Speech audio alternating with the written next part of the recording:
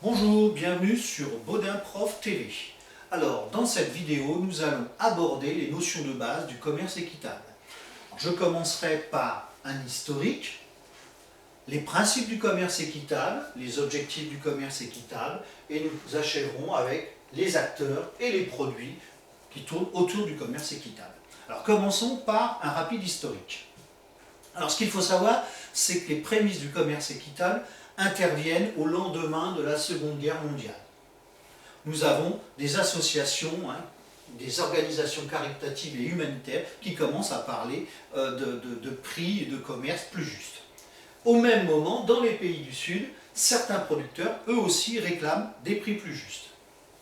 Alors, les années 50 vont voir apparaître la notion, surtout aux Pays-Bas, qui est vraiment le pays central lié au commerce équitable. Donc, une association va, elle, importer directement des produits de producteurs sans passer par les intermédiaires. Les années 60, elles vont voir apparaître différentes choses. Premièrement, un appel. L'appel lancé par les producteurs de café. Vous verrez que souvent, ce sont les producteurs de café qui vont déclencher la démarche équitable. Donc les producteurs de café lancent un appel qui s'intitule Trade No Aid. Alors, ça veut dire tout simplement qu'ils veulent du commerce et pas de l'aide. Cela n'aura aucun effet. Vous vous rappelez, dans les années 60, on est dans l'hyperconsommation. Donc, leur appel va tomber à l'eau.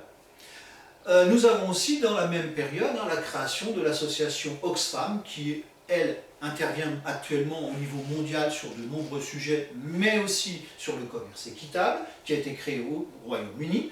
Et nous allons aussi voir aux Pays-Bas la création d'une association SOS Wederhandel qui va ouvrir sa première boutique en 1969. 2 ans après, ce qu'il faut savoir, c'est qu'il y aura 120 boutiques. Passons aux années 70. Alors, années 70 va voir en France la création du réseau Artisans du Monde, qui ouvrira sa première boutique à Paris. Actuellement, Artisans du Monde, c'est 160 associations Artisans du Monde en France. Les années 80, elles, vont voir la reconnaissance du commerce équitable et la création de ce qui est peut-être l'association la plus médiatisée, qui est Max Havelaar. Alors, Max Havelaar vient, elle aussi, des Pays-Bas, et c'est créé en réaction au cri d'alarme de petits producteurs de café, vous voyez, là aussi, encore des producteurs de café, mexicains, qui se sont sentis étranglés par tous les intermédiaires, et donc la création de cette association intervient dans les années 86. Alors, ce qu'il faut aussi savoir, c'est que Max Havelaar, depuis, intervient dans 58 pays de producteurs et dans 21 pays de consommateurs. Alors, dans les années 90 jusqu'à nos jours, l'élément important, c'est l'entrée des produits labellisés Max Havelaar dans la grande distribution. Cela a un intérêt important puisqu'on va augmenter la production et offrir de plus en plus de produits différents labellisés commerce équitable. Mais on y voit aussi la création d'organisations du commerce équitable comme Flow, ou alors en France la plateforme du commerce équitable. On va aussi dans les années 2000, même 2005-2006, avoir le vote d'une loi reconnaissant le commerce équitable en France. Et dernièrement, on a la création de la Commission nationale du commerce équitable. Alors voilà pour l'historique, passons maintenant aux grands principes du commerce équitable. Alors, les grands principes sont simples. Le commerce équitable, c'est un partenariat qui va développer le dialogue, la transparence, le respect et l'équité. Donc ça se résume dans une phrase. Le commerce équitable est un partenariat commercial basé sur le dialogue, la transparence, le respect et qui vise à plus d'équité dans le commerce international. Autre élément important, c'est que le commerce équitable est un élément du développement durable. Il va offrir de meilleures conditions commerciales aux petits producteurs qui sont généralement marginalisés dans les pays du Sud. C'est donc notre deuxième phrase, le commerce équitable contribue au développement durable en proposant les meilleures conditions commerciales aux producteurs marginalisés dans les pays du Sud et bien entendu en leur offrant, en sécurisant leurs droits. Alors c'est ce que l'on va voir un petit peu plus en avant dans la suite.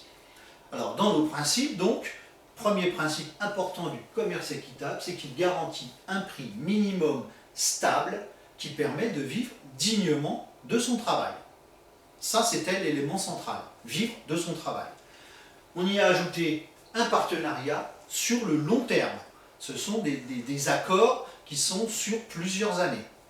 Puis, garantir le respect des droits fondamentaux des personnes. C'est simple, généralement quand on signe une charte commerce équitable, les producteurs doivent être réunis en coopérative, avec donc l'esprit coopératif, la démocratie d'une coopérative. Mais il y a aussi, par exemple, le non-travail des enfants, l'interdiction de faire travailler les enfants. Et puis on a aussi, ce qui a été ajouté au commerce traditionnel, c'est une prime de développement affectée aux coopératives. Alors qu'est-ce qu'ils peuvent en faire de cette prime de développement? Ils peuvent en créer des écoles, ils peuvent créer des dispensaires, améliorer les logements des coopérateurs, ou acheter du matériel pour avoir un petit peu plus, une production de meilleure qualité par exemple. Alors, nous allons aborder un petit peu le principe du cours du café et de la fixation des tarifs liés au commerce équitable. J'ai pris l'exemple du café. Sur plusieurs années. On voit en bleu foncé, c'est le cours à la bourse de New York, parce que le café Arabica est coté à la bourse de New York. Et en vert, on va dire, c'est le cours négocié par les intervenants du commerce équitable. Donc on voit que quand le cours du café est très bas, le commerce équitable permet de subvenir aux besoins, puisqu'il est là pour les faire vivre dignement, donc il fait vivre dignement les petits producteurs. Là où on pourrait se poser la question, c'est quand le cours du café augmente. On pourrait se dire, vous voyez ici, ça ne sert plus à rien le commerce équitable. Donc, qu'est-ce que fait le commerce équitable? Vous voyez, il s'aligne sur le cours du café quand il est élevé. Par contre, il reste sur son prix de base quand le cours du café s'effondre, comme ici, dans les années 2000, on a eu un effondrement des cours des matières premières, mais les producteurs ont continué à vivre de leur travail grâce au prix négocié avec le commerce équitable. Même chose ici, on voit que le cours du café du commerce équitable a suivi le cours du café coté à New York. Tout simplement, en 2008, on avait des risques sur le Brésil, sur la Colombie, de production qui s'effondrait, donc les cours ont monté.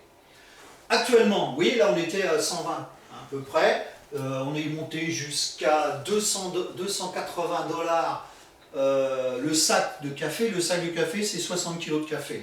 La fin 2016, on était redescendu à 119, donc au prix, vous voyez, ici on est à 120, donc à un prix, on va dire, plus abordable pour beaucoup de gens. Autre exemple, voyons un petit peu comment se répartit le prix pour 1 kg de banane. En haut, on a la banane conventionnelle, là on a la banane équitable, labellisée Max Havelaar. On voit qu'elle va être vendue 2 € le kilo, ici 2,21 €.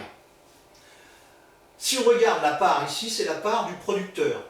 Dans un kilo de banane classique, il va toucher 12 centimes. Grâce au prix du commerce équitable, il va pouvoir avoir 31 centimes de revenus. Alors, bien entendu, il y a des droits Max Havelaar, 5 centimes ou 3 centimes, on ne voit pas bien ici. Et puis après, on a des coûts, mais qui sont généralement identiques. Le coût de production, la part du distributeur vont rester les mêmes. Donc ce qui est important dans cette répartition, c'est qu'on voit que le producteur, lui, va toucher presque 3 fois plus que pour une banane conventionnelle. Alors, voyons maintenant les objectifs du commerce équitable, parce que le commerce équitable, actuellement, a une forte notoriété. 95% des Français le connaissent. Mais il y a un déficit d'actes d'achat. Par exemple, en France, on achète 3 à 4 fois moins de produits équitables qu'au Royaume-Uni, qu'en Allemagne, qu'aux Pays-Bas, bien entendu, et même qu'en Suisse. Alors qu'est-ce qu'il faudrait, quels sont les objectifs actuels? C'est de proposer plus de produits de qualité. Vous pouvez voir que de plus en plus les produits équitables sont des produits bio. On va aussi essayer de développer les lieux de commercialisation. Avoir un peu plus de produits équitables dans les cantines, les restaurants et autres. Et puis, renforcer la visibilité du commerce équitable. C'est-à-dire avoir un peu plus d'animation, d'événements. On sait qu'au mois de mai, il y a ce que l'on appelle la quinzaine du commerce équitable. C'est un événement très fort, mais dans le reste de l'année, c'est généralement un petit peu plus discret. Alors passons aux acteurs associatifs. Donc je vais en lister quelques-uns. Donc on a la plateforme du commerce équitable, qui elle regroupe à peu près 40 organisations nationales. On a Artisans du Monde et ses 160 associations locales. On a Faire un monde équitable, c'est-à-dire que ça a été créé en 2010 avec le soutien de Max Havelaar et ça regroupe une vingtaine d'associations locales, elles aussi. On a bien entendu Max Havelaar, qui représente 400 organisations de production et en France, labellise à peu près les produits de 200 entreprises en France. On y trouve aussi Équiterre, qui est une association d'étudiants, le CCFD, Terre Solidaire, qui est une ONG, une organisation non gouvernementale de solidarité internationale, et qui, elle, est une grosse structure, puisqu'elle regroupe 1500 groupes et 15 000 adhérents bénévoles. On y trouve aussi Artisanacel, qui est une coopérative associative plutôt de commercialisation. Et puis localement, puisque je suis de Lyon, on a la PCE 89 qui intervient dans Lyon pour promouvoir le commerce équitable. Alors, nous avons aussi des acteurs commerciaux, bien entendu. Alors, on va y trouver, par exemple, sur Paris, Altermundi, qui a une dizaine de boutiques. Après, au niveau national, on a ce que l'on appelle les Biocoop, qui sont des magasins bio, mais qui ont aussi de nombreux produits équitables. Il y en a à peu près 300 points de vente. Il y a 300 Biocoop en France, à peu près. Nous y trouvons aussi, alors là, des entreprises françaises qui sont sous forme coopérative, qui, elles, proposent leurs produits. Généralement, on les trouve dans la grande distribution. Donc, on a Altereco, on a Lobodis qui est plus spécialisé sur le café et le thé, et on a Eticap qui, un peu comme Altereco, propose une large gamme de produits. Alors, voyons rapidement ces produits, puisqu'on les rencontre assez souvent. Ce qu'il faut quand même savoir, c'est qu'il y a 35 000 produits différents. Dans ces 35 000 produits différents, 89% sont dans l'alimentaire. Donc dans l'alimentaire, qu'est-ce qu'on va y trouver? Les classiques café, thé, chocolat, fruits, riz, on a aussi le quinoa, on a aussi des gâteaux, des choses comme ça.